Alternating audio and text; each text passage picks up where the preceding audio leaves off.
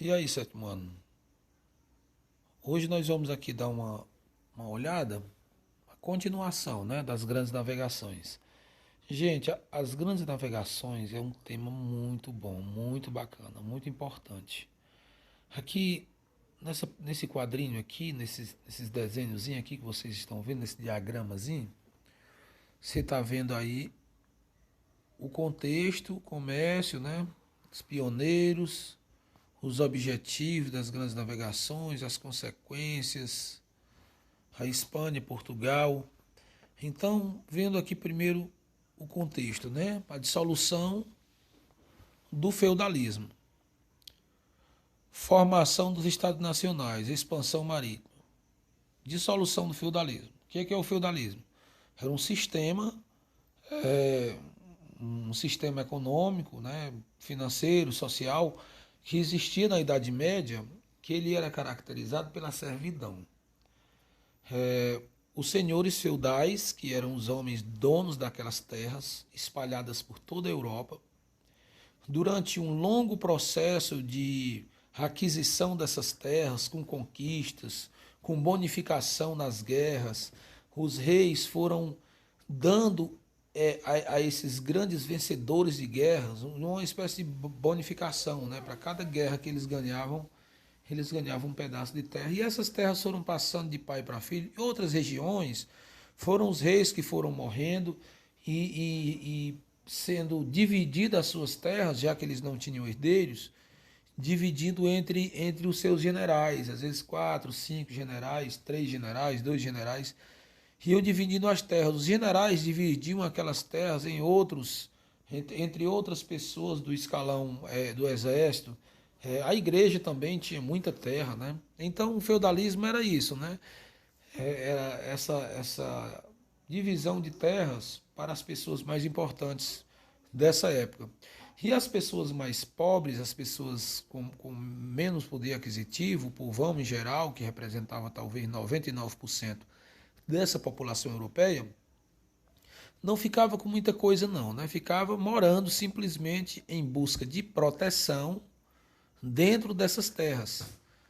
Eles viviam em busca de proteção justamente porque essa época na Europa estava tendo muitas guerras, muitas conquistas, invasão de outros povos.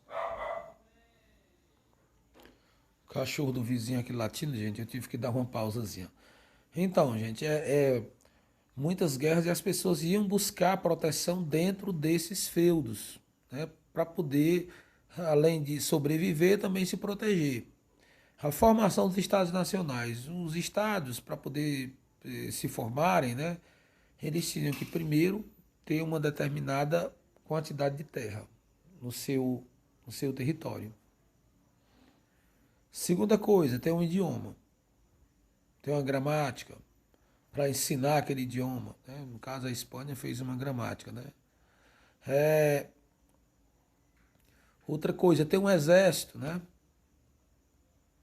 Ter um objetivo que era o acúmulo de riquezas. Então, tinha várias características do Estado Nacional para poder ser um Estado Nacional, o Estado para poder ser um Estado Nacional, para poder se tornar um Estado Nacional, ele tinha que ter essas características aí. A partir desse momento, vai começar a expansão marítima comercial. A expansão marítima, como eu falei na aula passada para vocês, ela vai ter aí uma diversidade de objetivos, né? Vários objetivos. Questão religião, questão econômica, questão científica, e assim vai. Outra questão aqui, gente, do ponto aqui, nesse rabisco desse tema grandes navegações, e aqui a parte de comércio. Se tivesse aqui um mapa, daria para a gente ter uma noção, mais ou menos. Gente, a Europa, ela tem uma distância muito boa da parte lá na Índia. Né? Da Índia para a Europa tem uma distância muito boa. Então, entre a Índia e a Europa, a gente tem uma passagem aí pelo Oriente Médio. Então, nesse percurso da Europa até a entrada do Oriente Médio, eles iam pelo mar Mediterrâneo, de barco, qualquer barco chegava lá. O oceano, o mar Mediterrâneo, que não é oceano, ele é um mar, ele é pequeno, ele é raso, ele é curto, ele é estreito. Então, qualquer navegante podia chegar lá. Qualquer pessoa que entrasse no barco não precisava nem se preocupar. Questão de 3 dias já estava lá do outro lado. Da Europa para a África, um pulo de gato, muito rápido. Então, da Europa para o Oriente Médio, pelo mar Mediterrâneo, também fica muito fácil de ser conduzido. Agora, chegou ali nas praias, na Turquia, por ali, aquela região da Grécia, aí você tem que pegar os camelos, você tem que ir a pé, tem que atravessar o deserto. E nessa travessia acontecia várias coisas. Nessa época estava acontecendo a invasão turca, a invasão turco-otomana, né, do povo muçulmano, a invasão turco-otomana.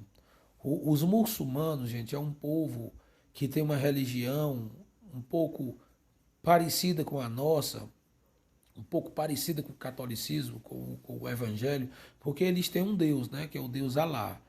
Eles chamam de Alá, que representa esse nosso Deus, só que em árabe significa Alá. No português é Deus, no árabe é Alá. Só que nessa região, eles consideram Maomé o profeta principal deles. O livro deles é o Alcorão.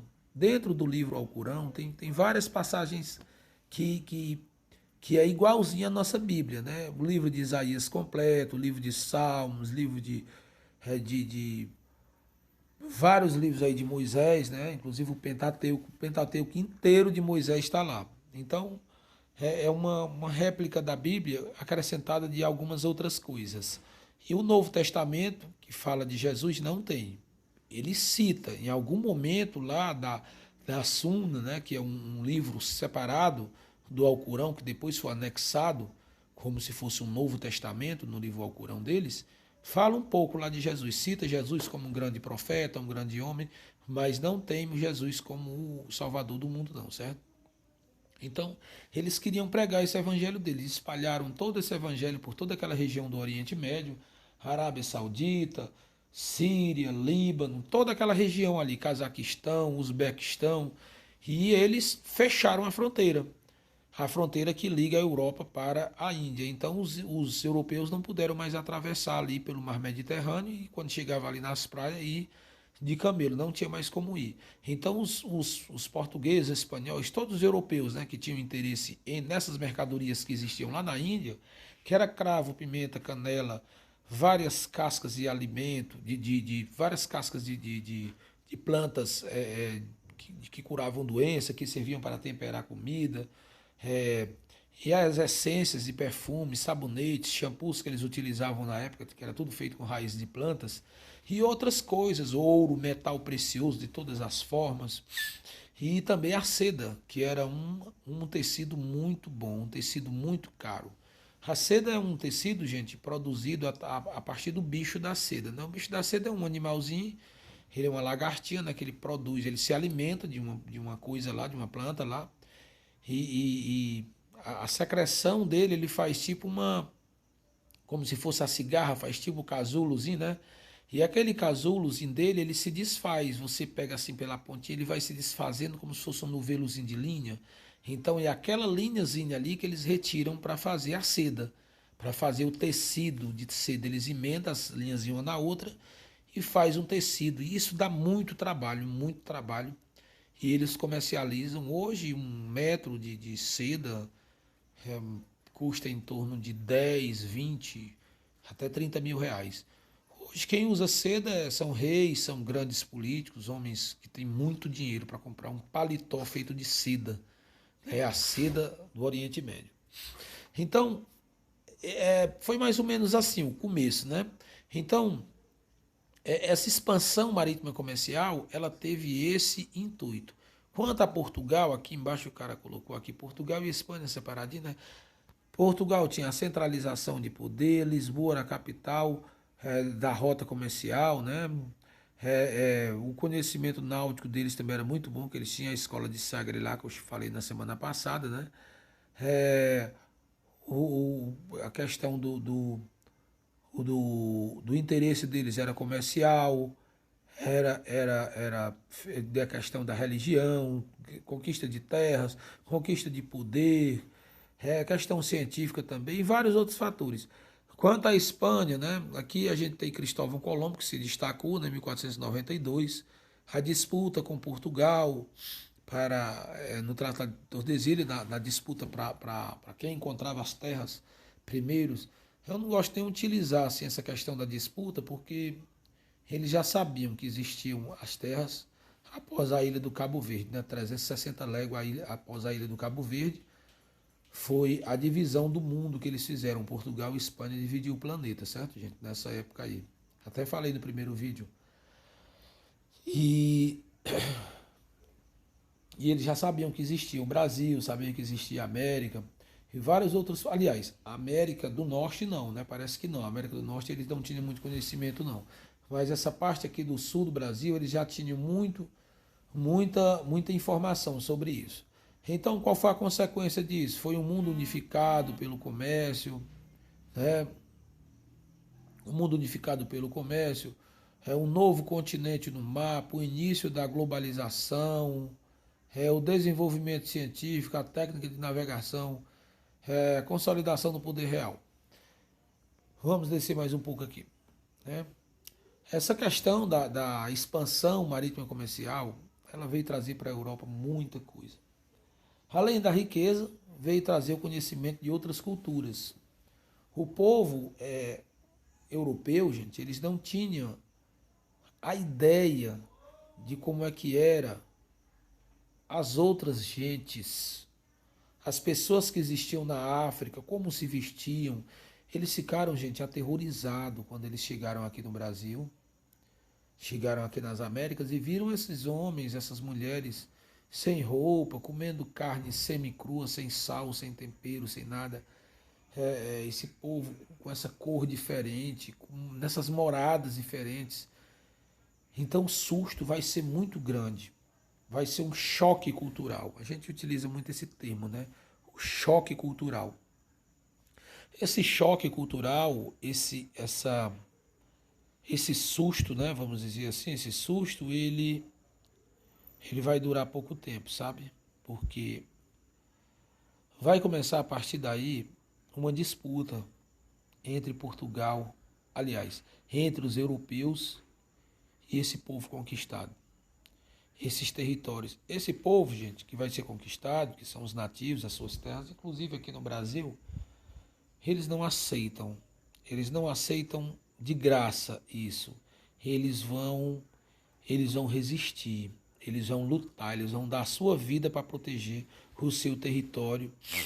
E isso vai causar muitas mortes, isso vai causar muitas guerras, muitas angústias e muitas famílias que vão perder os seus entes queridos. Então, depois dessa breve explicação, gente, aqui nós vamos pegar aqui a primeira, segunda, terceira, quarta, quinta. Tem quinta? Tem não, só tem 4 questões.